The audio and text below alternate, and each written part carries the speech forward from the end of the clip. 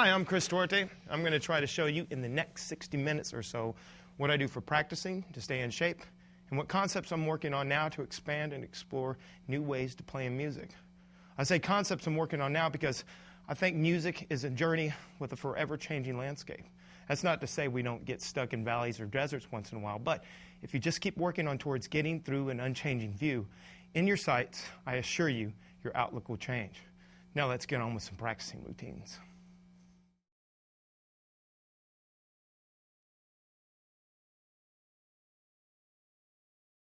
Now, I know the P word is not pleasant for some, but I can't tell you how much it has helped me in my career and how it keeps me sharp and my confidence high.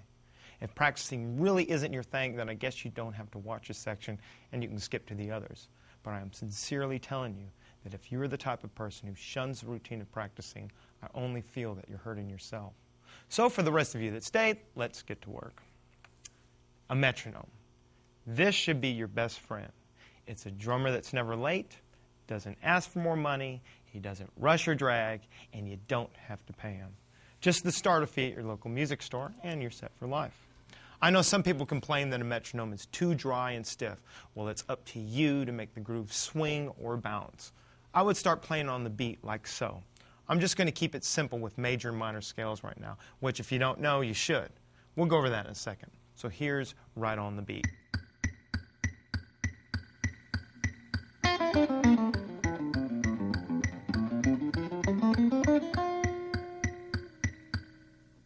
My picking style is the old up and down. That's just the way that works best for me.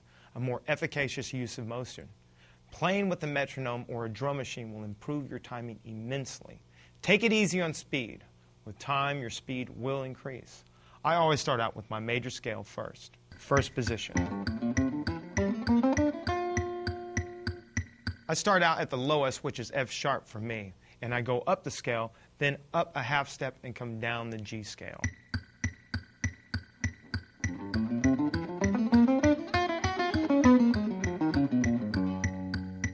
I continue this pattern all the way up the neck until I can no longer play complete scale, which on a standard 21 fret guitar would be the B scale. Then you just start coming down using the same pattern all the way back down the neck. Incidentally, let's get something straight on the terminology. You're going to go up the neck when you're going up in pitch and down the neck when you're going down in pitch. So from now on, when I say up the neck, you know it's this and vice versa.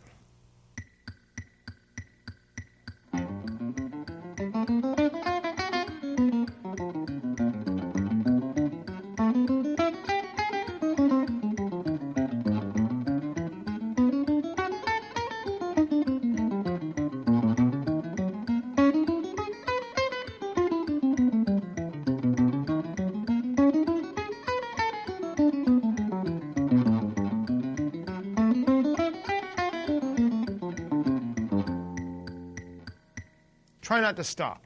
What you want to do is build up your stamina and endurance. Practice work on your scales, whichever scales you know, and get them till they're second nature. I then move on to my minor scales, the major seventh arpeggios, diminished third arpeggios, whole tones, etc. Try to make sure your picking style is consistent with each note that rings out. I guarantee you that if you stick with this routine, it will improve the quality and clarity of your notes.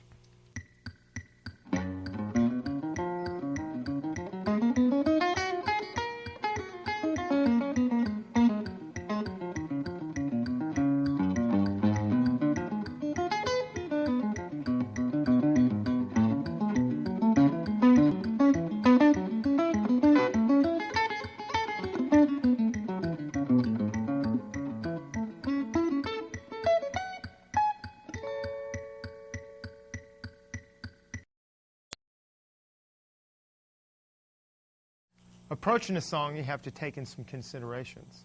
First, of course, is the key. Then, is it major or minor? These right there are a good place for us to start. When I'm soloing, I'm thinking very basic, mainly of the triads from the major or minor scales. Now, if you've been practicing your major and minor scales, you've learned by now what the triads are. It's basically the 1, 3, and 5 from the scale. I'm not going to dwell too long on this because you're just going to have to do your own homework to catch up with this DVD. I'm just trying to push you into being a better player. So let's start there. We're going to be in the key of B. I'm going to play just the 1, 3, and the 5 from the scale.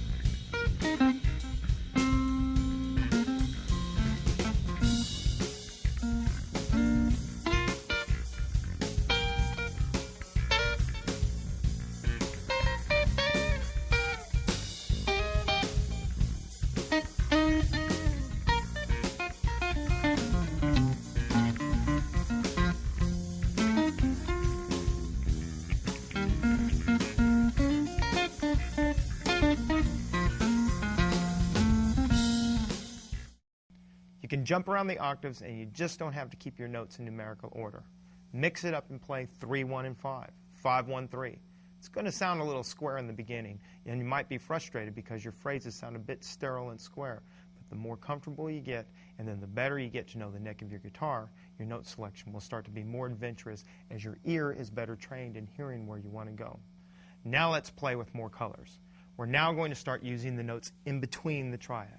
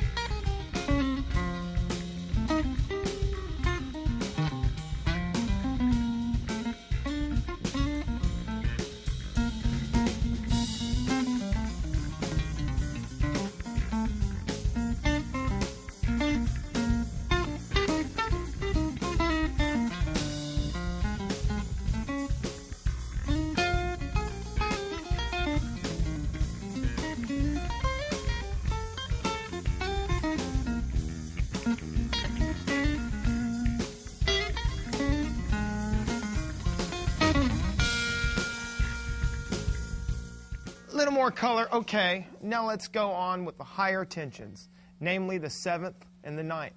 Let's mess around with these. We're going to use the flat 7th and the flat 9th and the raised 9th too. Both of these can be really colorful.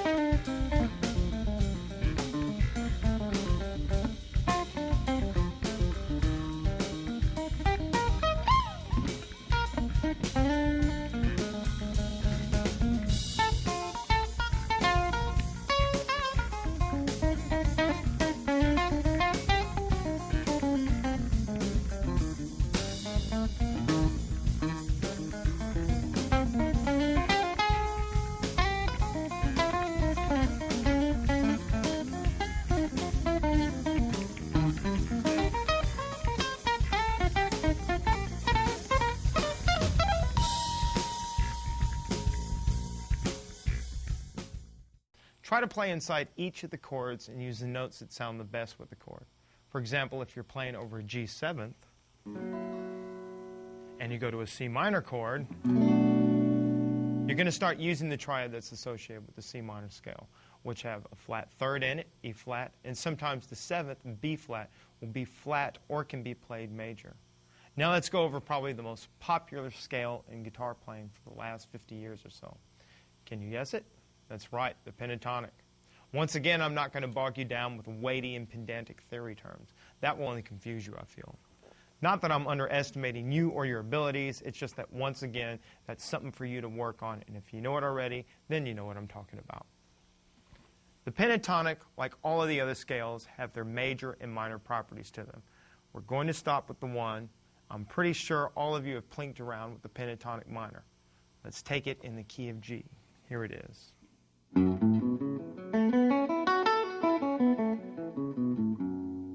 Now that was just straight up the scale and then back down it. What I do is play it in patterns of 2, 3, 4, 5, etc.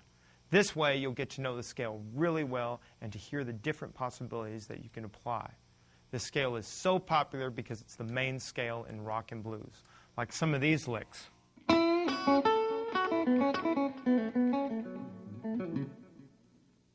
What is good to learn is to play the scale up and down the neck from different starting points. It's called the pentatonic because it's made up of 5 notes from the scale. In the G minor, it's the minor 3rd, the 4th, the 5th, and the minor 7th, or the flat 7th. Then, of course, you have your 1. Remember, too, that this is also the B-flat major scale, and it consists of the 2, the major 3rd, the 4th, and the 5th. So getting back to the starting points, learn the different positions where the scale starts. For example, here's the G minor in the first position or starting on the 1. And then go up to the minor 3rd and start it. Then the 4th, and etc. Learn this starting on the low E and then the A and even the D for starters. This will enable you to execute the pentatonic anywhere on the neck and from any starting point. More colors.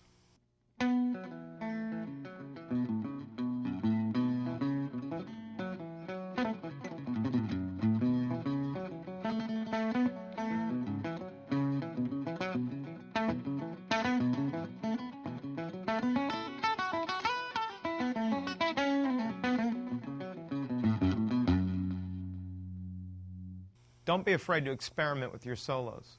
Just as in life, you want to learn from your mistakes. Remember, practice, practice, practice, and never be satisfied with standing still musically. What I finally want to show you is the chromatic scale. Chromatic, for me, creates great patterns to play on between chords. Chromatic scales are consisted of every note. No spaces in between. Go up or down, try them out, and see what sounds good to you. You don't have to play a lot of notes. You can be very effective with a short spurt.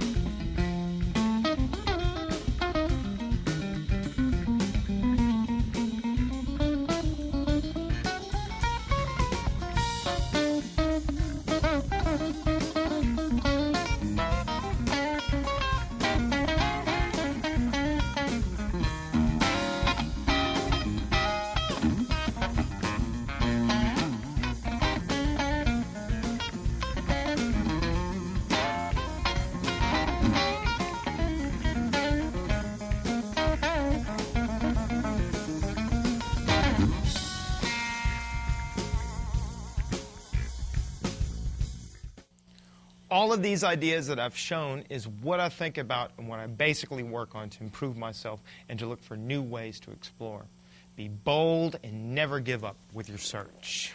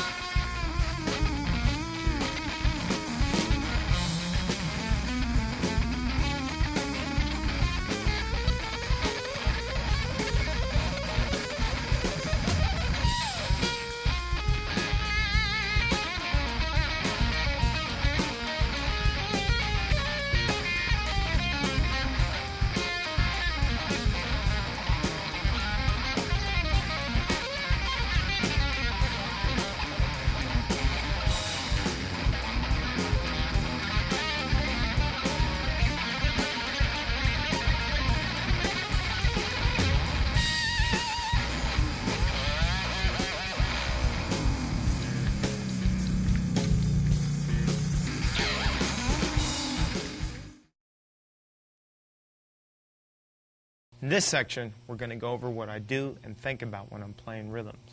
We'll also cover the choices I consider when I'm about to do a solo using intervals instead of single line notes. Once again, you're going to have to know a little bit about how chords are built. I'm going to try to explain it simple enough so that maybe it will give you a toehold on the matter at hand, and it'll inspire you to reach for more. We're first going to work on a simple shuffle rhythm to get our feet wet. This one is called B-flat blues, and it's on my Romp CD. The shuffle is something I'm sure a lot of y'all are familiar with. If you know what makes a chord major or minor, that's a good start. What makes a chord major or minor is the third note of the scale. The major third is 2 whole steps from the 1, and the minor is a whole step and a half step. In other words, in the key of B-flat, the major will be a D, and the minor a D-flat. What would be a good idea is to learn the rest of the 12 keys and memorize that interval in all keys. So now that we've determined the color of the chord, let's see how we can use these around the neck.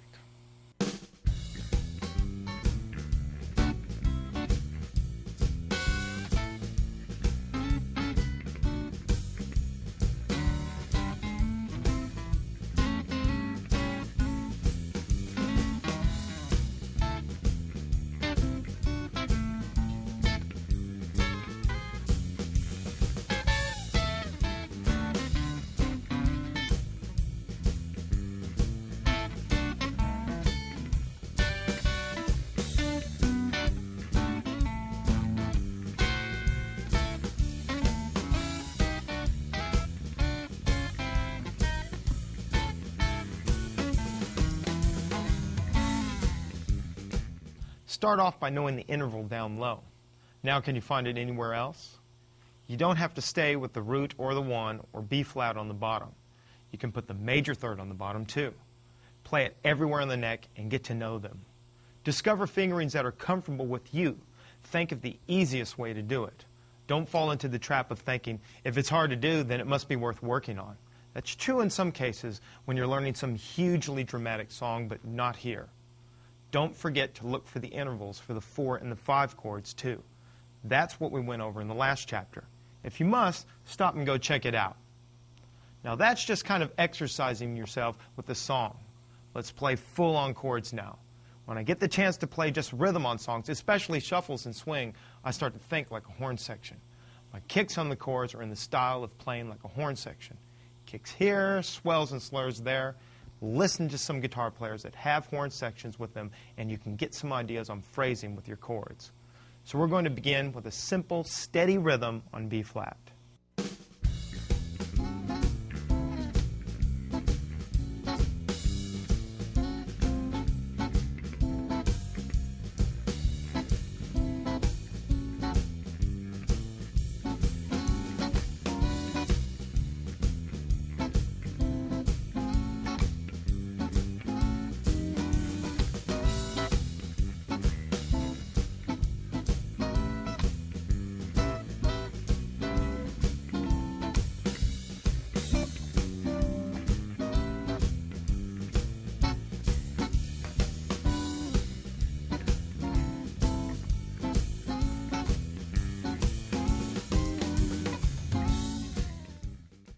So let's see. We found where the intervals are in relationship to the chords in the song. Good going. Now I'm going to start to mix in some of these intervals and bounce them around and start to play with it rhythmically. Watch here.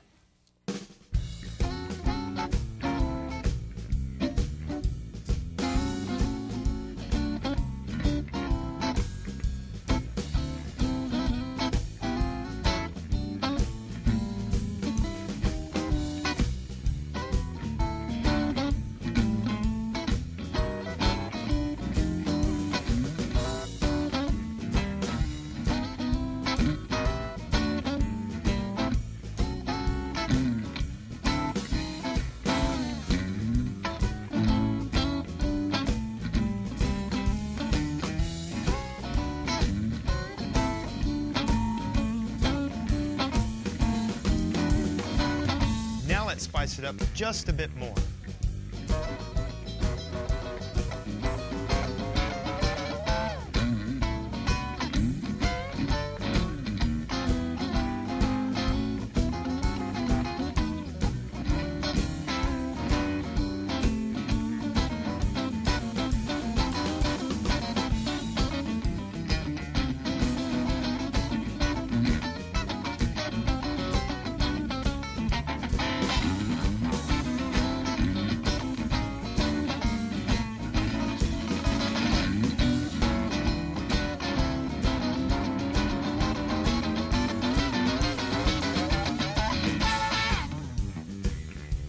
You see how I'm going into each chord? It adds more color to your playing, and it makes the song more compelling to the listener. Let's change gears now and start doing some soloing over a funky rhythm. We're going to go to the key of B and play a song called Big-Legged Woman off my Texas Sugar CD. Let's start to play around with the syncopation of the rhythm and take more bolder stretches with the chords. Let's go.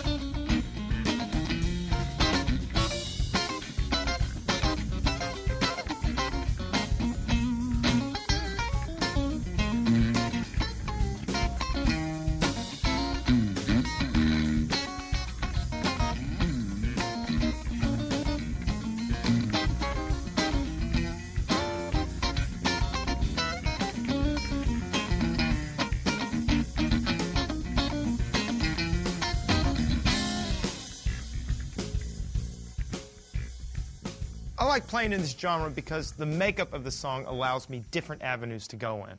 With the drums keeping really steady and the bass providing that bouncy foundation, I'm allowed to use different syncopation on the top to propel the song. Don't just think you can play up all these chords and not pay attention to what's going on in the rest of the group. There is such a thing as playing too much. Always listen to what's going on with your bandmates. Just like in Aesop's fables, a bundle of sticks is more powerful together than the single stick. Always listen.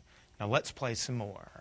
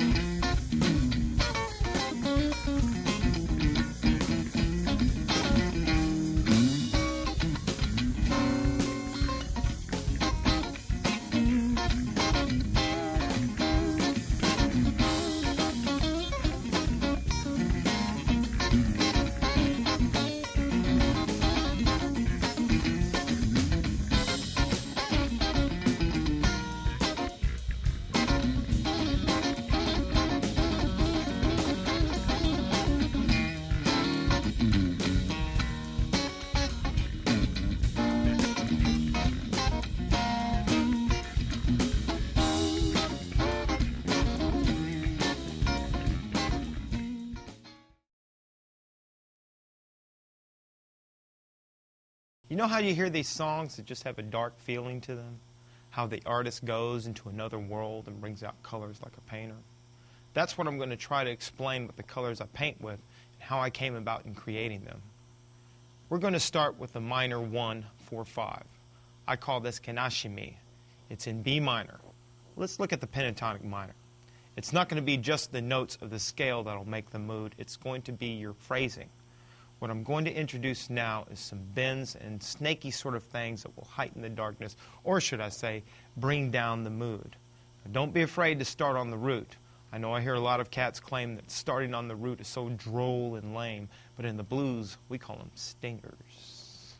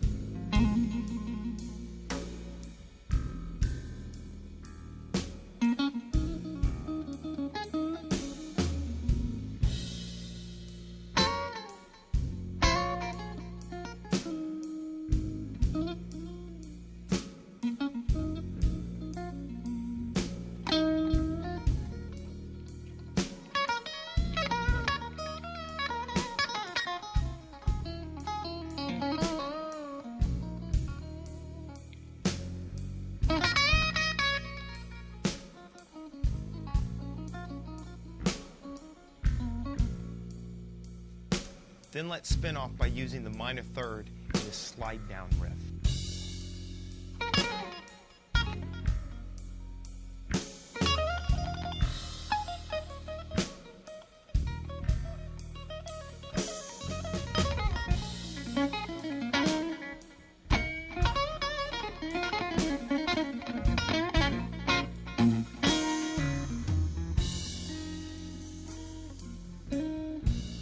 With me, I try to come up with quirky phrasing, but at the same time using the scale and thinking of the chord composition too.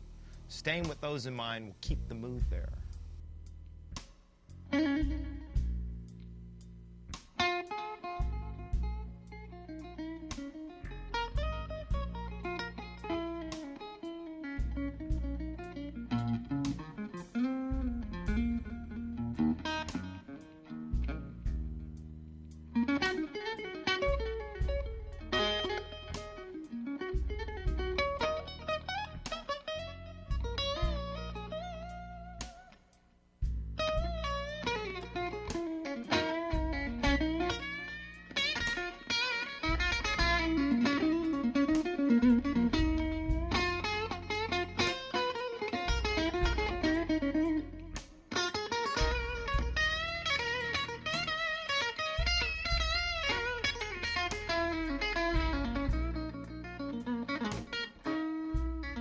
Let's play some chords in intervals. All these are related to the chords and scales.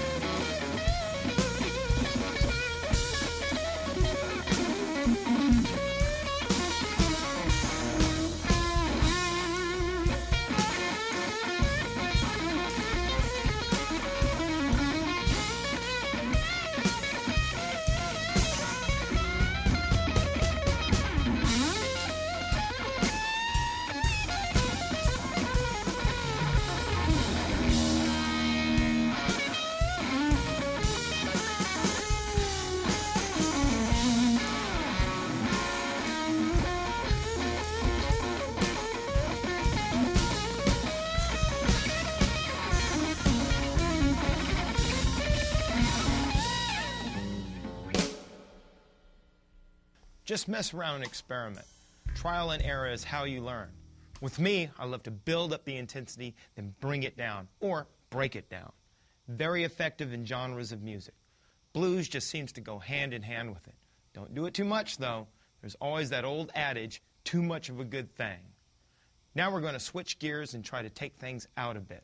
We're going to stay in, but just create a little tension. Let's hear some music now.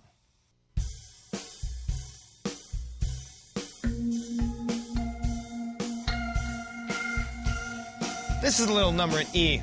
Let's hit the flat 5.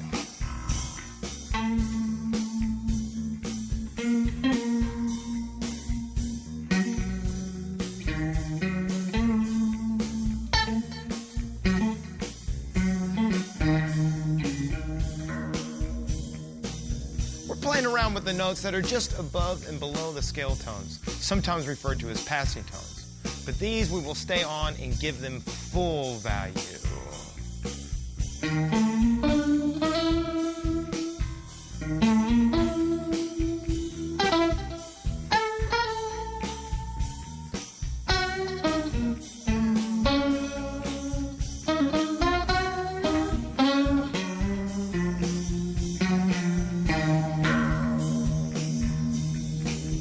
Using dissonant intervals is cool too, like the flat 2 and the 1, or any note that's just a half step away. They don't have to be in the same octave either. Flat 2, the flat 5, the flat 9, sharp 11, major 7th can create some tension and vibrant color to the song.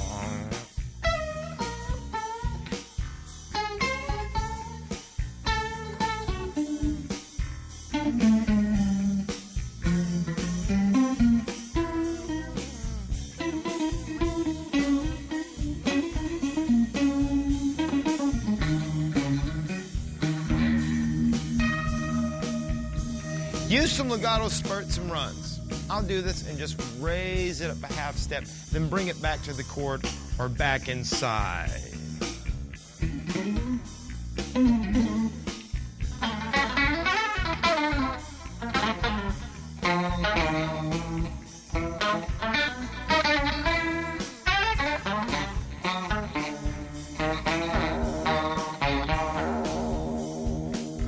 Good old rock licks work too.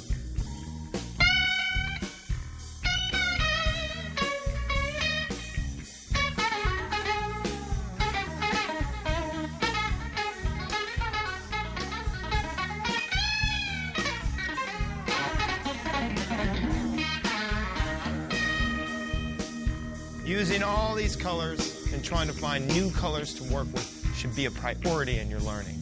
Music is an endless landscape, and if you limit your horizons, you're only limiting yourself.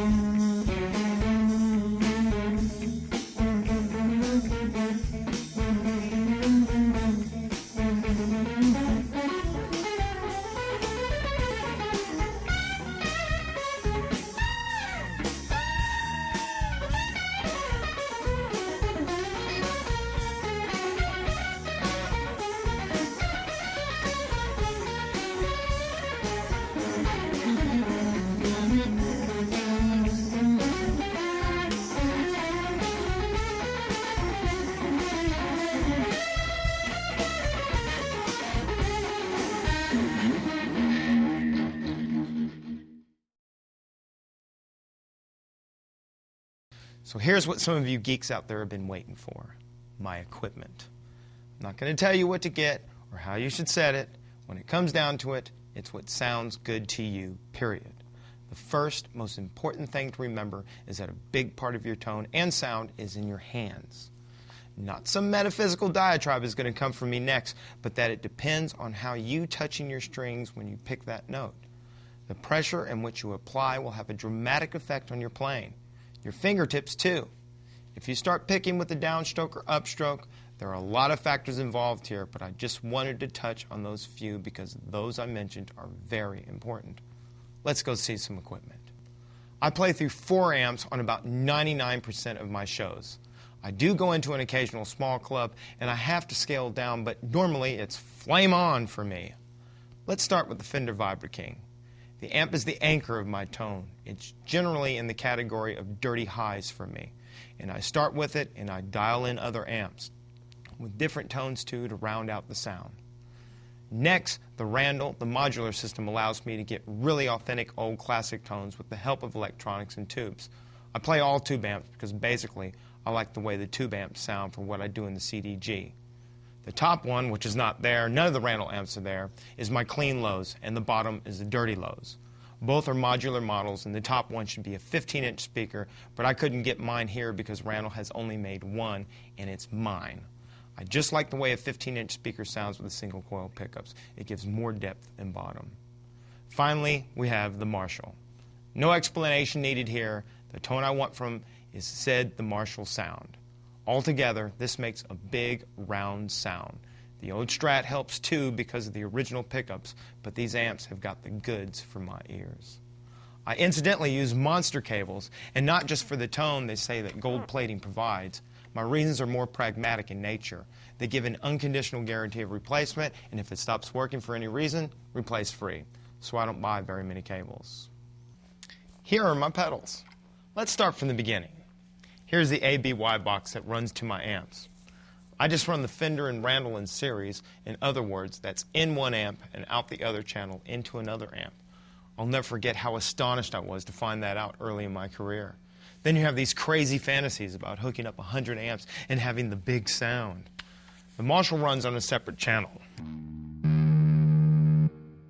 I always have 3 amps running, and when I step on the button for the Marshall, then all 4 amps are cranking. I don't usually have all of them going to every song, just the ones I need that Jimmy kick to. Next in line is the Texas Ranger. Cesar himself gave this to me at an SRV tribute show in Dallas about 5 years ago. It's a frequency booster, and I mainly keep it on the mids. It can really make your guitar sound nasally. So you really have to compensate by boosting the lows in your amps and your distortion pedals. Next, the DS1. Good old Boss DS1. I have it mainly because I've grown up using this pedal, and I really know how to work one.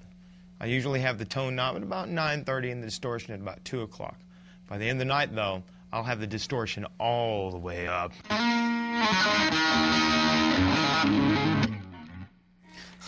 We then have the Boss Chorus CE2. The chorus pedals that I play get a Leslie sound. You just crank the rate all the way up, and that's the spinning rate. And the effect at about 2, because if you do it too much, you tend to get into detuned territory. Really distant it.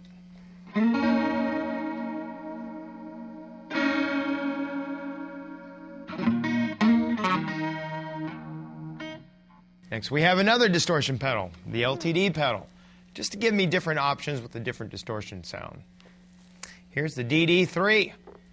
The effect is set on about 10 o'clock. The repeats, echo repeats that is set usually at about 10 o'clock, but this one needs to be adjusted occasionally because it's better to have your echoes timed to the tempo of the song you're playing.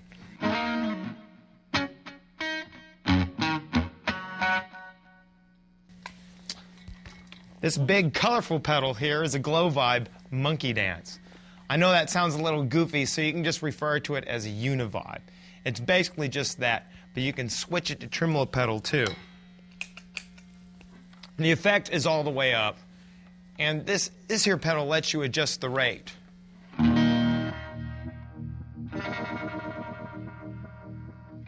Try to put the effect swells at the same time the song is. On the quarter note beats is a good start. This next monstrosity is a Mutron octave divider. I only use this on one song, but it's really a necessary tone for that song.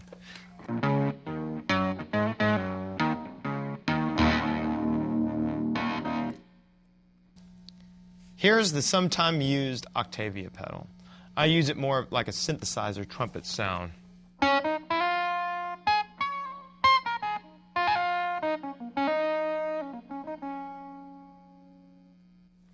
Then we come to the tuner, which you don't see down here, but it's usually plugged into an AB box so that I can take it offline with all the other pedals.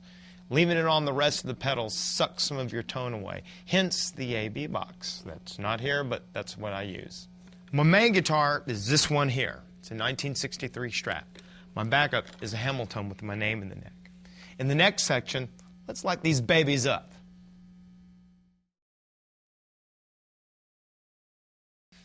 We're going to start this last section with me just playing and incorporating all the stuff that I've gone over in this DVD. The first song is going to be this Hendrixy sort of thing that I wrote on my Romp CD. It's called 101. Moves around a bit, and I'm going to go in each chord, and then at the end, I'm going to play over the pentatonic minor and some of the notes in between. Let's go.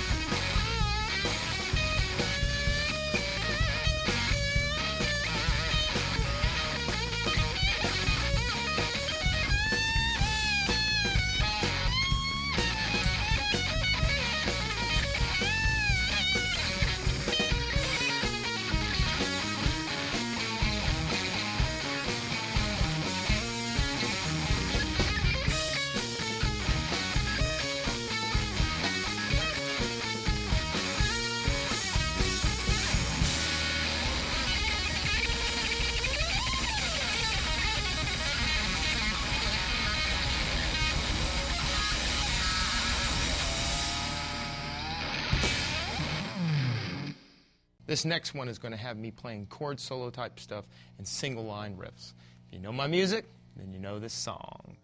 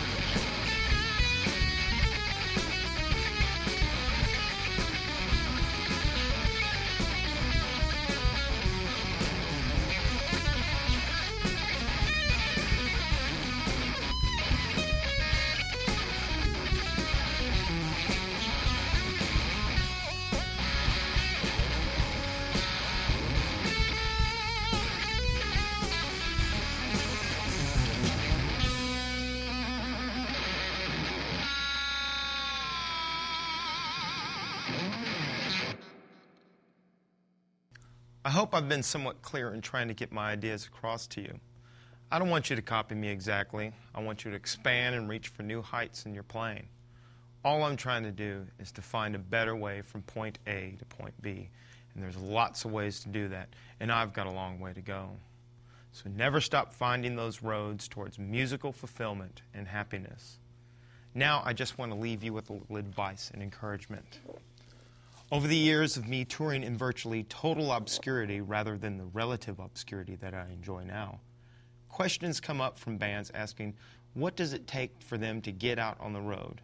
About obtaining an agency, a manager. Is one necessary at our early stage? Copywriting songs. Can we open up for you? Etc., etc. Let me start at the beginning. First, you have to have some kind of repertoire of songs or a concept of a show in your head. I don't use set lists, but it might be good for you to start using one in the first couple of shows. Song selection can be very important on maintaining the mood and the vibrancy, as well as the interest of your audience. You don't want to play too many songs in the same key or too many slow songs that have generally the same mood or the same kind of rhythm. You'll lose your audience fast, unless, of course, playing the same kind of songs is your shtick, then by all means, play on, play on, play on. Do you need an agent? Well, let's back up a bit. Are you out of playing in the clubs on the regular basis? Are you drawing in good crowds and selling lots of merchandise at your shows? If you're not doing any of these that I mentioned, you're better off without one. Why? Well, you have to remember an agency is going to be taking a piece of your action or a percentage of your pay from the club. The usual fee is 10% of the gross. Plus, an agency really doesn't want to expend energy towards booking your band unless he can see potential for returns. You may be the nicest or hippest guy to hang out with, but if you're not pulling down the crowds and the buzz about you isn't hot, well, just save yourself the money and keep booking yourself. Manager. Very important if one is necessary. This is almost the same conditional requirements as with an agent. Don't get one of your friends to manage you. This is a serious decision and should be treated thus. Remember, if you got a buzz about you, your band is drawing great crowds, and the demand seems high for you guys, look into some people that have some experience that can take you to the next level. When you're on the road, it's exciting. You're seeing different places, and you're meeting and making new friends and connections. It's all so cool. The road is a great place, but it's going to be a grueling time in some places. You've got to try to keep your energy by eating okay, try to get enough sleep, because in the beginning, you're going to feel like your agent is booking your itinerary by throwing a dart at a map on the wall. So be prepared. Party animals, beware. If you've got to participate in the after-show festivities, I mean, you've just played a great show and people are thronged around you, and it's intoxicating. Just use your head and common sense in the situation and know what your limits are. I'd be lying if I said I was always smart, took the pragmatic and sensible route when partaking in après gig soirees. But you could regret it the next day, and I've seen bands come and go when they burn the candle at both ends. Another good thing is whenever you get a radio show and it invites you to be interviewed or to play on the air, do whatever it takes to be there on time. Media is very important, especially at the nascent stages of your career. Newspaper interviews are just as important too. The internet is a valuable resource for finding inroads to media outlets. Look up radio stations in the cities you'll be playing in and start to notify them or just plain pester them a month or so before you get into town. Don't call the DJ unless he's a friend of yours. Try the program director or PD first. Send them a demo CD and maybe a little bit of press that might have been already written about you in other markets and areas. Save yourself money and don't send out a full CD with full-length songs on it. Lots of PDs have attention spans about 10 to 30 seconds when they're listening to small independent bands slugging it out on the road. Just burn a CD, make it look nice of course, not just a scribbled Sharpie pen label, and put about 30 to 45 seconds of your top 3 or 4 songs on it. Send out as many as you can in the markets and follow up with a telephone call. It's not 100%, but using the scatter method on one market may yield a result or two, and don't stop with them there. In the beginning, if nobody contacts you first, keep on trying and somebody will notice your efforts. You have to be persistent. Don't give up. Being on time is also a good thing. If the club tells you to be there on the premises at 5 o'clock for load-in, putting your equipment in the club, then be there. Most clubs are pretty reliable with this. Never be late on big tours if you're opening up. By the way, most bands really don't have a say in who opens up for them. I usually don't find out until I get to the club and ask if someone is opening up. That's going to be up to your agent or your manager or your persistence with the club that the group is playing at. And know your status if you're an opening band.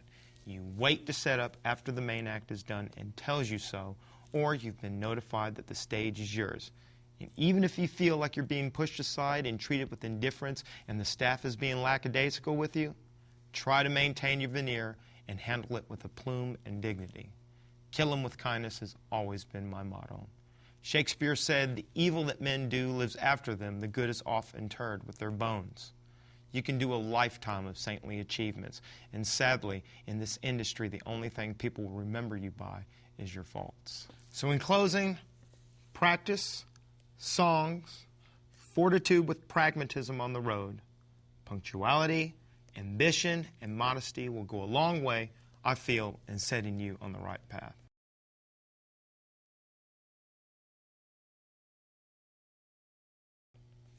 I hope you've enjoyed this DVD. Thank you for your time. Never stop learning, and don't give up. And always, always play with your heart and play for the music. Matane.